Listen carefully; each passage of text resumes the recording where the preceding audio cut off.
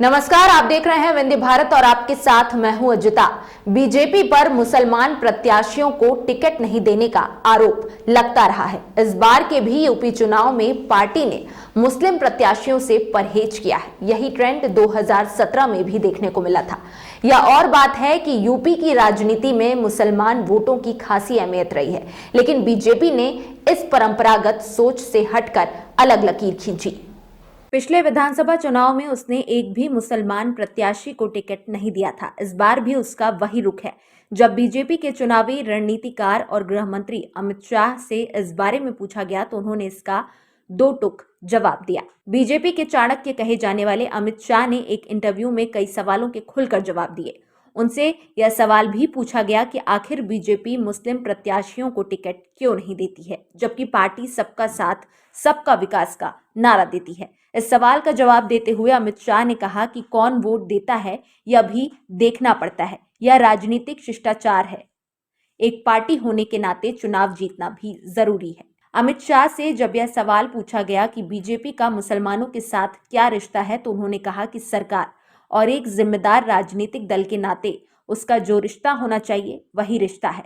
चुनाव जीतने के बाद अगर उनके कल्याण में कोई भेदभाव हो तो आरोप लगाया जा सकता है। सरकार संविधान के आधार पर चलती है, वह चुनकर आती है जो वोटरों के हाथ में होता है।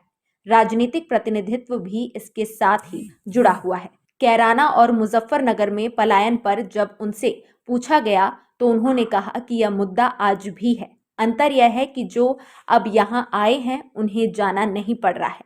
कुल मिलाकर परिस्थितियां बहुत बदली हुई हैं। यूपी की राजनीति में हमेशा से मुसलमान वोटों की खासी अहमियत रही है। हर राजनीतिक दल की इस वोट बैंक पर नजर रहती है। खासतौर से मुस्लिम बहुल जिलों में सीटों को जीतने की लड़ाई काफी पेचीदा रहती है। हमेशा की इस परंपरागत लड़ाई से हटकर बीजेपी ने पिछले विधानसभा चुनाव में एक बड़ा प्रयोग किया था। उसने एक भी मुसलमान प्रत्याशी को टिकट नहीं दिया।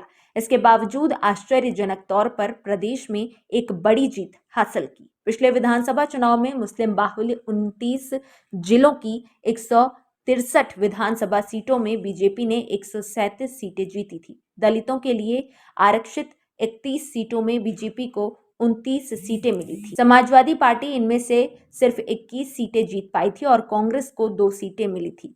पिछले विधानसभा चुनाव में सपा कांग्रेस का गठबंधन था। बसपा को सिर्फ एक सीट पर ही जीत नसीब हुई थी और एक सीट आरएलडी और अपना दल को मिली थी।